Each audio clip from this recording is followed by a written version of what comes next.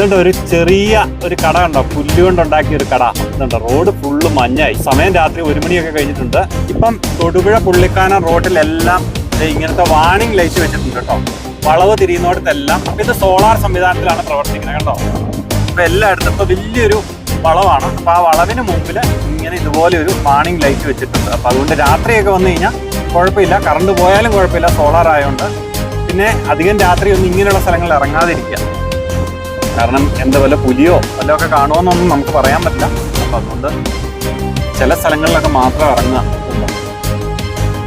ഇവിടെ warning light ഉണ്ട് കണ്ടോ, അതെ റെഡ് കത്തണുണ്ടോ. അപ്പം എന്താ പറയുക, വാണിംഗ് ലൈറ്റ്. നമ്മളിപ്പോൾ ചുംബന വളവിലാണ്. ദേ അങ്ങ് മഞ്ഞ് മൂടി നിൽക്കുന്നതാണ് ഇല്ലിക്കക്കല്ല്. ഇവിടെയൊക്കെ ക്രാഷ് ബാരിയർ വെച്ചു.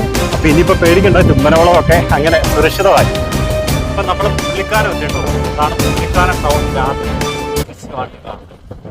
ഇവിടുന്ന് ഇടത്തേക്ക് പോയി കഴിഞ്ഞ് കഴിഞ്ഞാൽ എടപ്പള്ളി എടാട് കൂടി നമുക്ക് മൂലമറ്റത്തിയല്ല, വലത്തേക്ക് പോയി കഴിഞ്ഞാൽ വാഗമൺ.